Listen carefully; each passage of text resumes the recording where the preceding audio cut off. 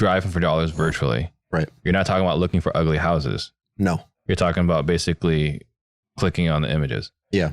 Okay. And the only reason I'm bringing this up, there was Carlos Bivogel, right? He's another peer, a friend of mine. He's in Carolina, and he calls it like walking Polaris. And Polaris is just their GIS in that market. Okay. And they find areas they like and just click around and just look for odd shaped pieces of land. Right. And then they make offers. You're right. So predominantly you built a $1.2 million business, and this is not to belittle this in any way. It's not an overly complicated system. No, that's what I love about it. It's very simple. And the reason we were able to get to the revenue that we did was I created a little system, realized I could then teach somebody else that system, taught it to them. Then we taught it to, the next guy who went Steven, Paul, Dylan, and now Carlos is with us. Yeah. And just keep scaling through that way. Gotcha.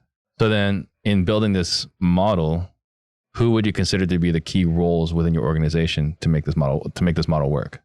So I do a lot of, all 5 of us are still in acquisitions. We still all make calls. I handle a lot of the transactional coordination and majority of dispo. Steven will help me with a lot of dispo and some of the TC stuff. And then the rest of the guys are just straight acquisitions. And we do cold call all the way through closing the deal. So we don't currently have any outbound callers other than the team. So you guys are pulling a list, throwing a triple line dialer or whatever. Oh, no. We use cell phones. So we were having terrible response rates. So I went to T-Mobile and just bought everybody a phone and said, all right, here we go. Here, everybody's got an iPhone. So now when sellers text back, they get the blue bubble. They know it's a real person. It's a real phone. And our contact ratios went through the roof. Okay. So everyone has a phone. Yeah. We went this model a couple years ago and it was great. Right. And what we learned, because we bought the phone and then we attached it to a Mac. What we learned was we never burned the phone number with the iPhone. Right. We burned the Apple ID. Yeah. Because we were trying to text from the MacBook. Right.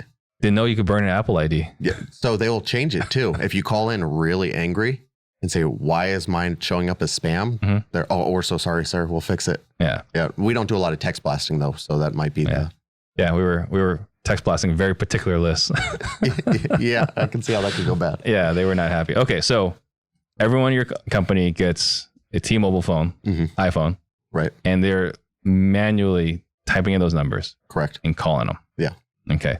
So just for reference, how many dials can these guys make an hour with an iPhone? I'm not sure the KPI per hour, but on average a day, we're doing 75 to 100. Okay. So that's pretty good. Yep. So they're doing 75 to 100 dials a day. Right. Okay. So you said there's 4 or 5 guys in acquisitions. One of the acquisition guys is also doing part-time TC. Right. A little dispo. Yep. What else does the organization look like? Who else is in the organization? That's it. We're still very bootstrap, ground floor, figuring it out as we go. Yeah. All right. So then